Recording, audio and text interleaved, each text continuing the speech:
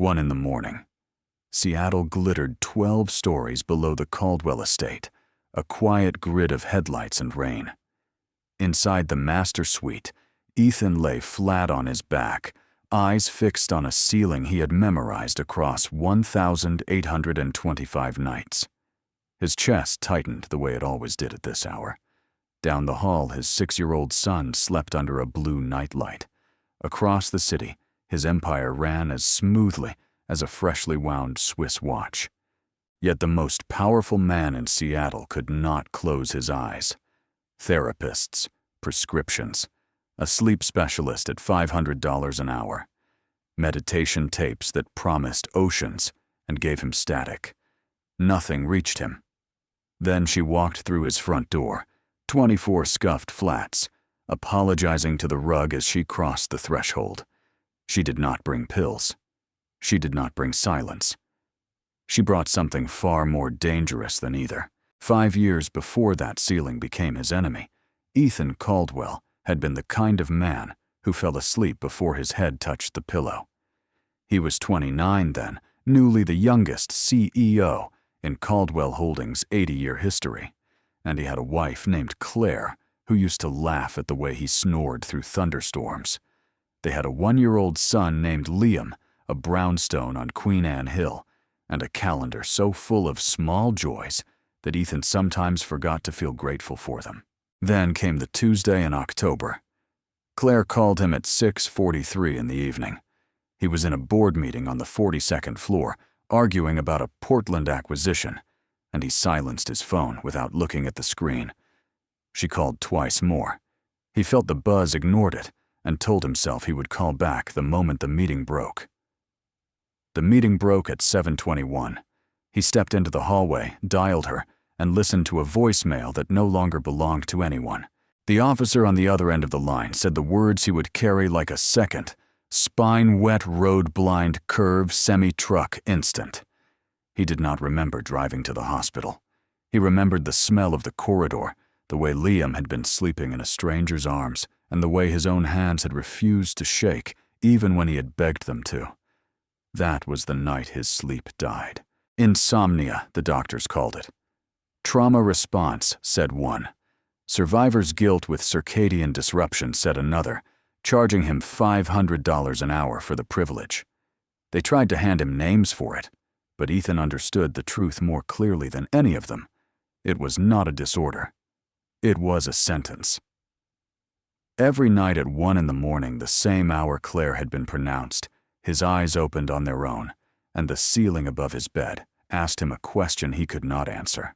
He built a fortress around the silence. Caldwell Holdings doubled in 5 years, then tripled. The brownstones sold. A 12,000-square-foot estate above Lake Washington took its place. He hired a household staff of 11 drivers, 2 security men, and a tutor for Liam, who came every Wednesday with a leather satchel and a kind, useless smile. From the outside, Ethan Caldwell looked like a man who had survived. From the inside, he was a man who had simply learned to stand very still. The only person who saw the difference was Margaret. Margaret Hollis had been the Caldwell family housekeeper since Ethan was 17 years old. She had taught him how to iron a collar, how to apologize to a woman he had wronged, and how to hold a sleeping child without bending his arm wrong. After Claire's funeral, she was the one who had taken Liam home from the wake, fed him mashed banana, and rocked him to sleep, humming a song Ethan could not name. For 5 years, she had run the estate the way she ran everything quietly exactly, and without ever asking Ethan a single question, he was not ready to answer. It was Margaret who, on a Thursday morning in early June, set a cup of black coffee on his desk and told him she was going home. Home, Ethan repeated, as though the word were unfamiliar. Phoenix, she folded her hands. My sister has cancer, Mr. Caldwell. The doctors give her a year if she's lucky. I'd like to be lucky with her. He looked at her properly for the first time in months. She was 68. Her hair, which used to be a careful brown, had gone the color of old paper. He felt with a quiet shock that he had been letting her hold up too much for too long. How soon? Next Friday. Liam. I know. Her eyes softened. That's why I've already found you a girl. I didn't ask Dianne to look. I don't trust Dianne to find anything that isn't shaped like Dianne. Ethan filed the comment without answering. Liam was on summer break.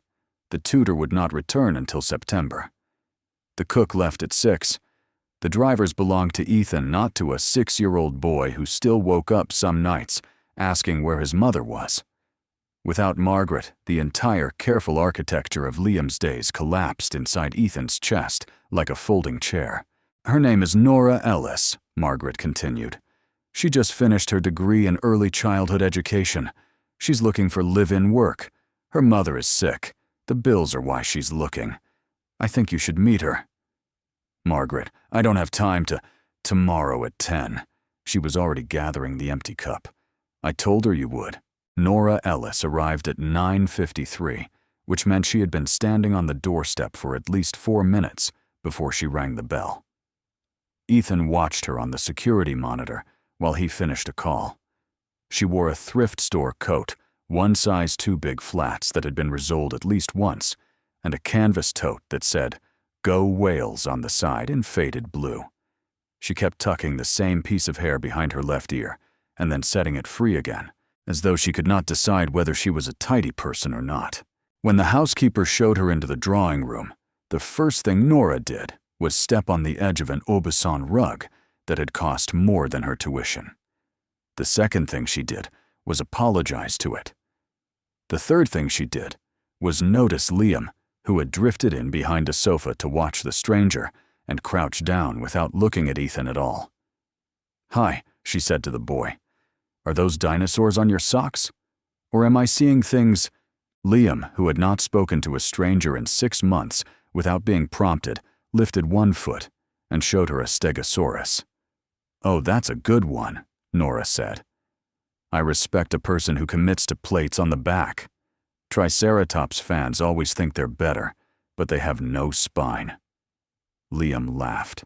It was a small sound, half a hiccup, but it caught Ethan across the chest, like a stone thrown into still water. He had not heard his son laugh in front of a stranger since Claire had been alive. He stood very still in the doorway, the phone forgotten in his hand, and watched the girl on the rug make his son laugh a second time over the structural integrity of a stegosaurus. The interview, when it finally happened, didn't go the way he had planned. "Tell me about your professional experience," Ethan said, settling behind his desk. He had decided somewhere between the rug and the dinosaur that he was going to find a reason to say no. "I've nannied for 3 families since I was 16, Nora said, perched on the edge of the chair, as though she were not entirely convinced she was allowed to sit on it.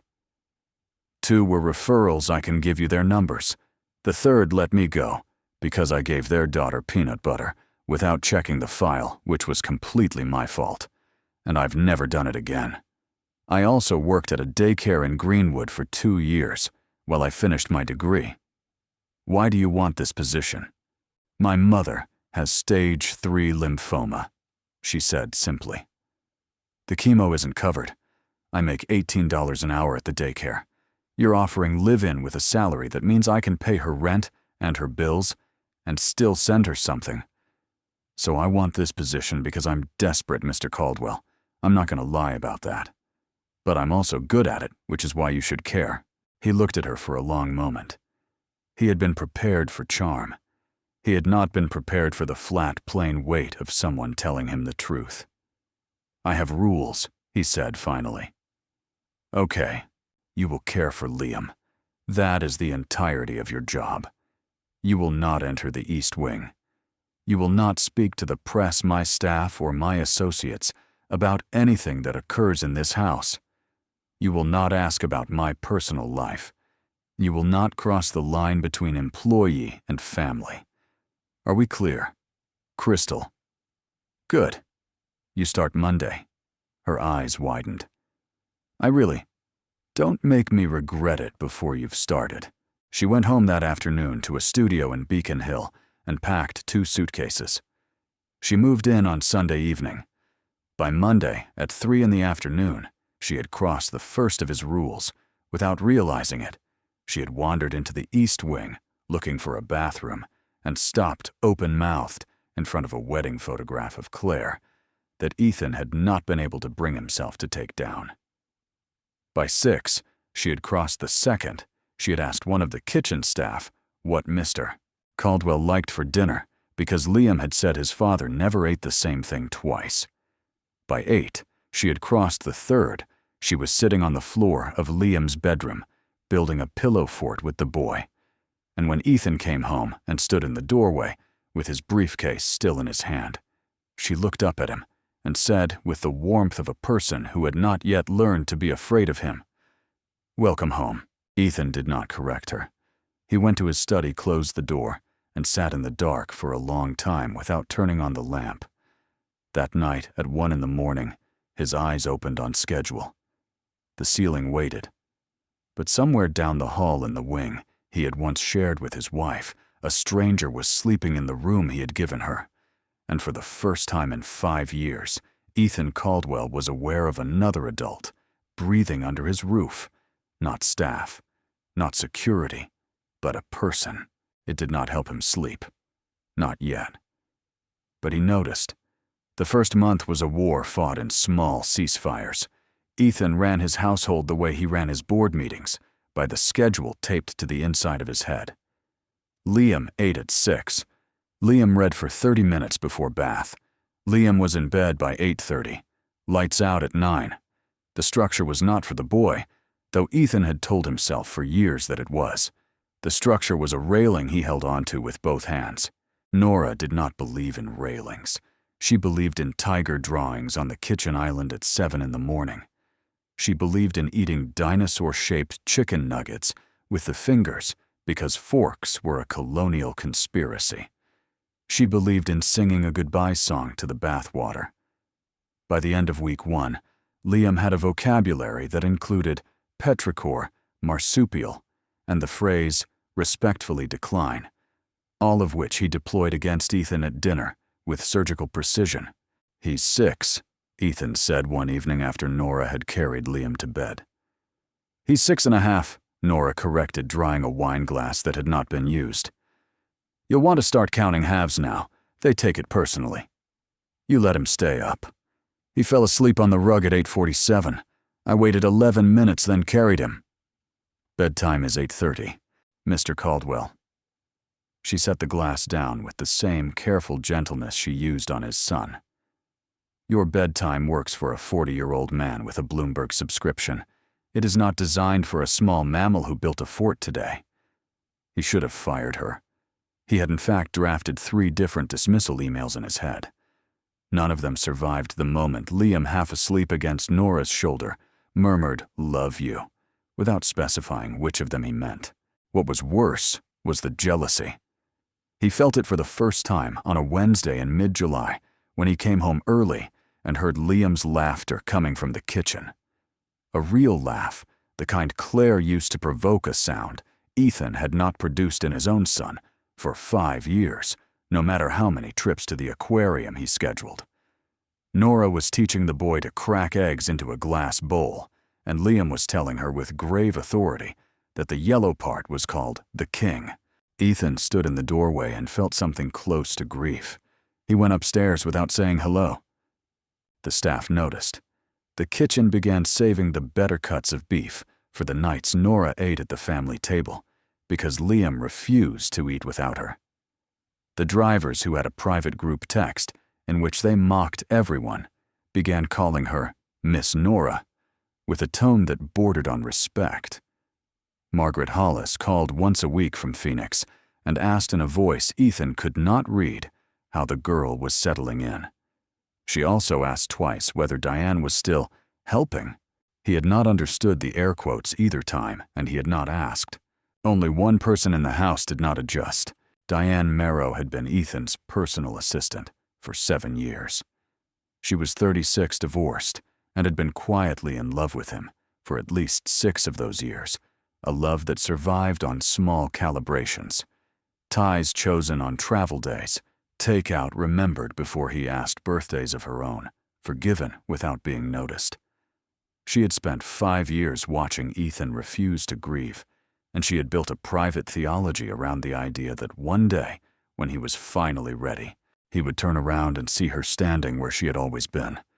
Nora Ellis, in 3 weeks, had ruined that theology. It started with small things. A schedule that did not match the one Dianne had sent over. A note in Liam's lunchbox, written in handwriting that was not Dianne's. The boy asking at the office holiday luncheon whether Nora could come next time because Dianne smelled like the elevator. By the 2nd week of August, Dianne had managed to lose 2 of Nora's pay stubs, schedule a household review on the day Nora had asked off to take her mother to chemo, and mention in passing to a senior board member that the new nanny was, quote, very informal with Mr. Caldwell, in a way some might find inappropriate. Nora, who could read a 6-year-old's face from across a room, knew exactly what was happening. She did not tell Ethan. She did not, as far as anyone could see, change a single thing she did. She simply began locking her door at night. The midpoint came on a Sunday in late August at 1:17 in the morning. Ethan was awake, of course. He had been awake for 37 minutes when the scream came from down the hall. It was not a normal scream. It was the kind of sound a child makes when his sleeping mind has finally caught up with what he has been hiding from himself all summer. High, ragged, and ending in a word that was almost Mom. By the time Ethan reached the bedroom door, Nora was already inside. He stopped in the threshold. He could have walked in. There was no rule, no protocol, no board member in the room to forbid it. There was only the fact that he had not in 5 years been the one his son cried for at 1 in the morning. The boy did not even know to cry for him. So Ethan stood in the doorway in his pajama pants, one hand on the frame, and watched. Nora was sitting on the edge of the bed. Liam had attached himself to her like a barnacle, his face buried in her shoulder, his small back hitching. She was not shushing him. She was not telling him it was a dream. She was telling him in a low voice that did not sound rehearsed about a girl who lived on the moon and kept a garden of glow-in-the-dark tomatoes. The tomatoes, Nora said, are afraid of the dark, which you know is unfortunate given the geography. So she had to teach them. She told them the dark was just a blanket, and blankets are nice. And after a while, do you know what the tomatoes did? They started glowing on purpose, just to show off. Liam's breathing slowed. He said something into her shoulder that Ethan could not hear. That's right, Nora answered. Nobody is allowed to take her tomatoes. They have a contract. She rocked him very slightly, and he was asleep again in under 10 minutes. Ethan turned to leave before she saw him. He had made it 3 steps when her voice came from the doorway. Mr. Caldwell, he stopped. I'm going to make tea, she said. It's the kind that doesn't have caffeine. You don't have to drink it, but the kitchen will be on if you want it. He did not answer. He went back to his room, sat on the bed, and listened to the kettle 3 floors below, as though it were a radio broadcast from another country. 12 minutes later, he was in the upstairs hallway, with his bare feet on the cold marble, and Nora was sitting on the floor outside Liam's door, with 2 mugs and a folded throw blanket she had taken from the linen closet without asking. She handed him one. It's chamomile. I'm sorry. For what? For chamomile. It tastes like a hayfield. He sat down opposite her, his back against the wall, the mug warm in his hands. The hallway was lit only by the nightlight bleeding from under Liam's door. From this angle, the estate looked smaller than it was just a corridor. 2 adults, a sleeping child, they talked. They did not talk about anything important, which was the point.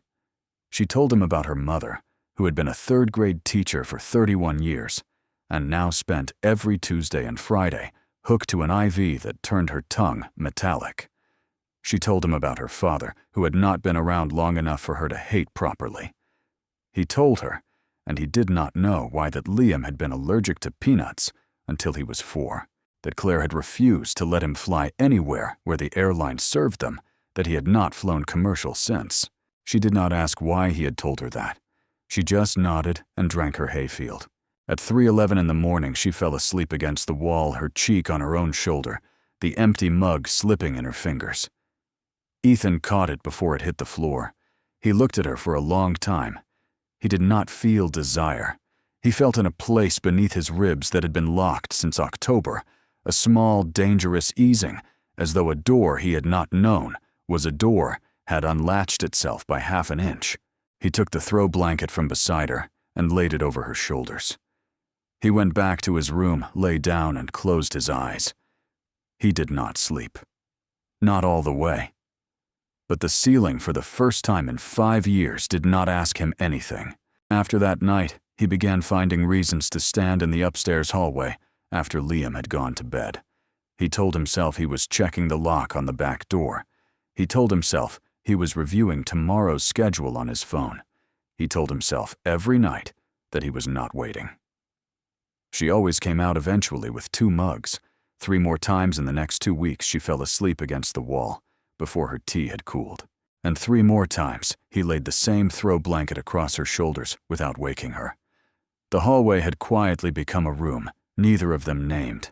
The Caldwell Foundation Gala fell on the 12th of September. 300 guests, a string quartet, a price per plate that could have paid for a year of his housekeeper's chemo. Ethan had been the guest of honor for 6 years, running because his late wife's name was on the wing of Children's Hospital that the foundation had funded. Dianne informed him 2 days before that she would be unavailable to mind Liam that evening. Her tone suggested a personal emergency. Her calendar suggested she had simply blocked out the day. There was no one else. "Bring her," said his sister-in-law over the phone with the brittle patience of a woman who had been managing his social calendar since Claire's death. "Make her wear something black.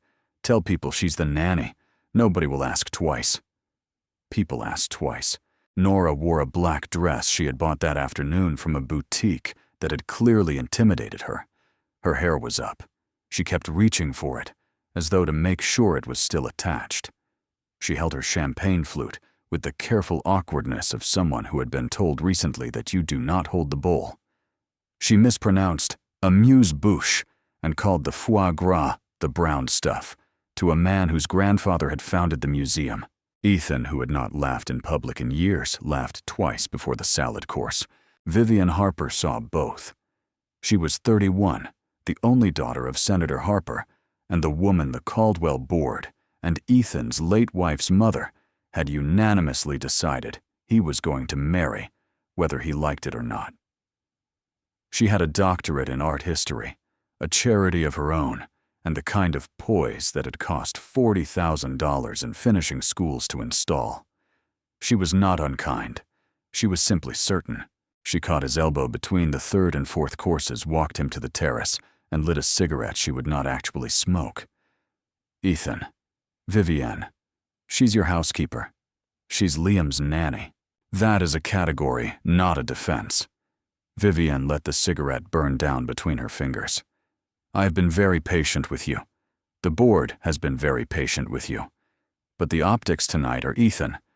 Look at me. The optics tonight are a problem. Your son's mother had this foundation in her name. There are donors in that room who knew her. You cannot, in front of those donors, look at the help the way you just looked at her." He did not answer. "Don't let a temporary feeling break what you've built," Vivienne went on.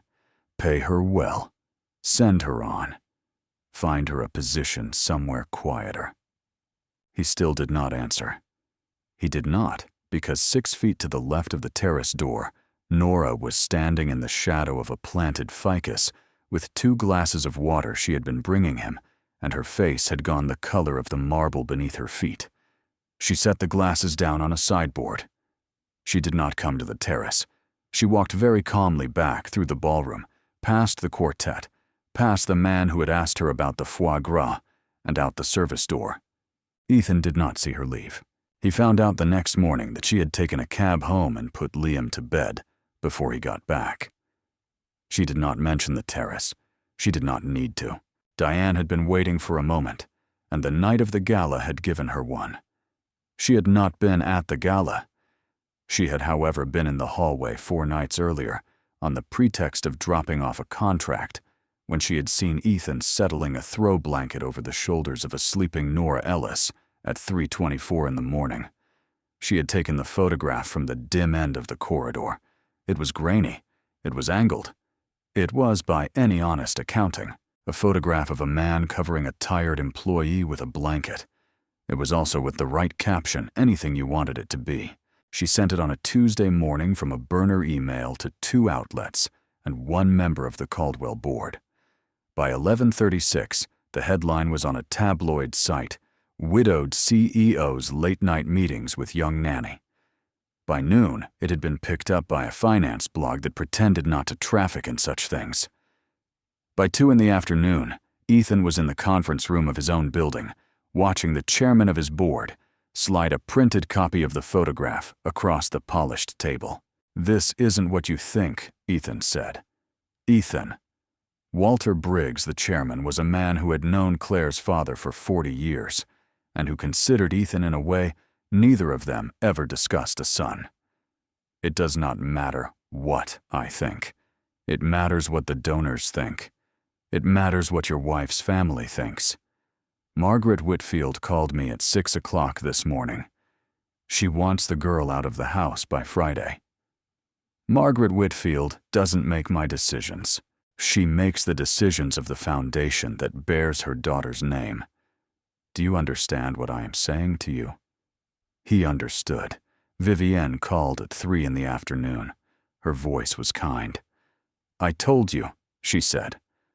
"I am not saying I told you to be cruel. I am saying I told you because I was right." His mother-in-law called at 4 in the afternoon. She did not raise her voice. She said only, "If that girl is in your son's life by Sunday, I will fight you for custody, and I will win." The threat was not real. Ethan's lawyers told him so within the hour. But the threat did not need to be real. The story had teeth of its own. By 6 in the evening, 2 donors had pulled their pledges from the foundation.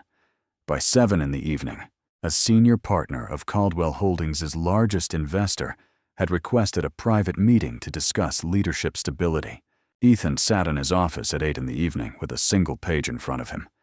It was a termination letter prepared by legal with 2 severance figures, the ordinary one and a generous one, the kind you offered to a person you hoped would not sue.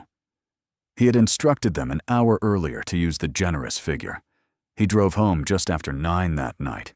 Nora was in the kitchen sitting at the island eating cereal she had not poured milk on. Liam was already asleep. She looked up when Ethan came in, and her face did something she did not have time to hide before she covered it. "You saw," he said. "I saw." He set the page on the island between them. He did not sit down. She read it. She read it twice. He watched her hand the one with the spoon, very gently set the spoon back into the bowl. "I understand," she said. "Nora, don't." Her voice was even. It was the worst thing he had ever heard. "Don't make this about you having a hard day. Just let me pack. There's a check inside the envelope. It will cover your mother's." I said don't. She stood. She folded the page along the existing crease. She looked at him, and for 1 second, he saw the exact same flat, plain weight he had seen at the interview in June. "Take care of Liam," she said. She walked past him up the stairs and into the room he had given her 3 months earlier. He heard the soft, definite click of a suitcase opening. He did not follow. He went to his bedroom. He lay down. He did not undress. He stared at the ceiling, and at 1 in the morning his eyes opened, except they had never closed, and the ceiling was the same ceiling it had been for 1,825 nights, except now it was also 1 more. For 5 years he had lain awake, mourning a woman he had failed to answer. Tonight, for the first time, he was lying awake, mourning someone he had chosen to send away. He understood with a clarity he had not asked for that. Those were not the same grief. And he understood with a clarity that was worse exactly what he had just done. The first morning was the worst. Liam woke at 6:15 the way he always did, and walked barefoot down the east hallway to the door of the room that had been Nora's. He sat down with his back against it and waited. He did not knock. He did not call her name. He was a child who had already learned twice now what it meant when a door did not open. Ethan found him there at 7:30. "Bud." Liam did not look up. "I'm fine." "You're sitting on the floor." "I'm sitting on the floor on purpose." Ethan lowered himself down beside him, his suit pants creasing in a way that 3 months ago would have bothered him. Liam shifted his weight an inch closer without looking at his father. "She had to go," Ethan said. The lie tasted exactly like the lie it was. "Her mother is sick." "Her mother was sick yesterday." "Liam, I know you fired her." The boy was 6.5 and could read a room faster than most board members. "I heard the kitchen. They said the picture in the paper was your fault." "It wasn't her fault." "I didn't say it was her fault. I said it was your fault." Ethan did not have an answer for that. By the second day, Liam refused breakfast. By the third, he stopped speaking at the table altogether. The cook left a plate of dinosaur-shaped chicken nuggets, the ones Nora had taught him to make outside Liam's door at 8 in the evening on the 4th night. They were untouched at midnight. Ethan did not sleep on any of those nights. He had expected the insomnia. He had not expected what came with it.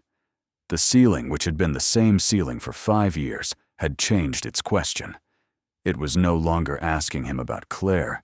It was asking him about a girl who had drunk chamomile tea outside his son's door, and a small boy who had finally, after 5 summers of careful, expensive silence, laughed in his own house, and the version of Ethan Caldwell that had signed a piece of paper to make both of those things go away. He understood it on the 3rd night, sitting in the dark of his study, with a glass of bourbon he had not touched. For 5 years he had been awake, because he could not forgive himself for the call he had not answered. The mathematics of his guilt had been simple.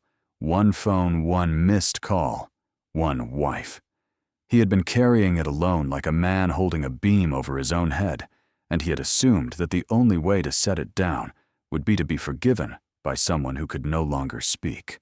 But the night the kettle had boiled 3 floors below, and a young woman had walked into his hallway with 2 mugs and a hayfield apology, the beam had not gone away. It had simply gotten lighter because someone had quietly slid a shoulder under the other end of it. He had not that night been forgiven. He had been kept company. That was what he had fired. Margaret Hollis called on the morning of the 4th day from Phoenix. "Mr. Caldwell." "Margaret, I am going to say this once, and then I am going to hang up because my sister has a scan in an hour. You remember when I asked you twice whether Dianne was still helping? I had a reason. She has been forwarding internal emails to a personal account for the better part of 2 years. I noticed in March. I did not say anything because I did not at the time know what she was doing it for. Last week I asked a young woman in IT who used to like the cookies I baked to look at the metadata on the photograph in the tabloid. The file came off Diane's phone. I am sending you and Mr. Briggs the documentation in the next 10 minutes. What you do with it is your business. What I do with my afternoon is mine." She hung up. The board met at 11 in the morning. By 12:45, Dianne had been escorted from the building by the same security men she had been signing visitor passes for since she was 29. Walter Briggs called Ethan into his office, slid another printed copy of the photograph across the table between them, and said, "I owe you an apology. I would have given it to you yesterday if you had given me a reason to believe you wanted it." "I didn't," Ethan said. "No, you didn't. The press cycle moved the way press cycles moved. There was a retraction. There was a smaller retraction. There was the shape of a story that had been wrong all along, and the shape was easier to forget than to name. Vivian Harper called once briefly, with the kind of dignity that did not require him to be grateful. "I assumed," she said. "I should not have assumed. I wish you well." She did not call again. It did not matter. What mattered was that the cook had left the chicken nuggets outside Liam's door for the 5th night in a row, and they were still untouched. Ethan went to find her on the morning of the 6th day. The hospital was Harborview. He had been a donor for 10 years and had never before that morning stood inside it. He did not bring his driver. He did not bring his coat. He walked in with his hands in his pockets and his shoes wet from the parking lot, and he asked at the desk for a patient named Nora Ellis. Nora was in a chair beside the bed when he came in. Her mother was asleep, hooked to the soft drip of a chemo line. Nora was wearing the same thrift store coat she had worn to the interview in June, folded over her lap like a blanket. There was a paper cup of vending machine coffee on the floor beside her foot. She did not stand up when she saw him. "Mr. Caldwell." Don't what? Don't Mr. Caldwell me." He said it low because the woman in the bed was sleeping. "I didn't come as Mr. Caldwell." "Then who did you come as?" He sat down on the edge of the windowsill, which was the only seat left, and looked at his hands. They were empty. Somewhere on the second bridge, he had realized that nothing he could bring would not insult her further, so he had come empty. "My son hasn't eaten in 5 days," he said. "That isn't fair." "I know it isn't fair. I'm not using him as a card. I'm telling you what is happening." She looked at the floor. "The board cleared me," he said. "Dianne is gone. The story is gone. None of that is why I'm here. I would be here if all of it was still on fire. I'm here because I cannot sleep without you. Nora, and that isn't even the worst part. The worst part is that Liam can't laugh without you. The worst part is that he sat outside your door for 3 days, and I am the man who put him on that floor, and I do not know how to live with myself if I don't try to fix it." She was quiet. "Are you sure you love me?" she said finally. "Or do you just need someone you can fall asleep next to?" It was the question, and she had asked it without cruelty, the way a person asks a question to which they already know the answer they are afraid of. "At first I didn't know," he said.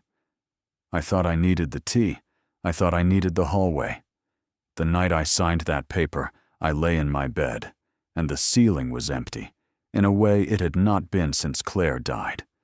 And I thought, I am not awake because of Claire tonight. I am awake because of her. That was when I knew." He looked up. "I am not asking you to come back as anything you were," he said. "I am not offering you a different job. I am asking you to let me be the man who answers the phone." It took her a long time. She watched her mother breathe. She watched her own hands. She watched the light that came in through the slatted blinds and made stripes on the linoleum. "I'm not coming back as the help," she said. "I know. And I'm not coming back tonight." "Okay. My mother has 6 more rounds. I'm not leaving her for any house in Seattle." "I'll come to you," he said. "Whichever room of this hospital she's in, I will come to you, and I will bring Liam. He has missed you." She put her hand over her mouth briefly, and then took it away. "Tell him," she said, "that the tomatoes are still under contract." He drove home and told him. Liam ate 3 chicken nuggets at dinner. There were complications, of course. Nora Ellis finished her chemo in the middle of November, and the scans came back the kind of clean that doctors said carefully with their hands folded. Nora moved back into the estate the first week of December, into a different room than she had occupied before, because the old one had become, by some unspoken agreement, a room neither of them was willing to touch. Margaret Hollis flew up from Phoenix for 1 weekend in January to see the boy. She did not look at Ethan with any particular forgiveness, but she did on her way to the car set a hand on his arm and say, "I trained him, you know. I'm sorry it took." He did not know whether she meant Liam or himself. He suspected she had meant both. The wedding was in April in the garden of the estate, with 22 chairs and a single cellist and a cake that Liam had been allowed to help frost. He carried the rings on a small velvet pillow. His face the entire walk was the face of a man performing a duty more important than any he expected to receive in the rest of his life.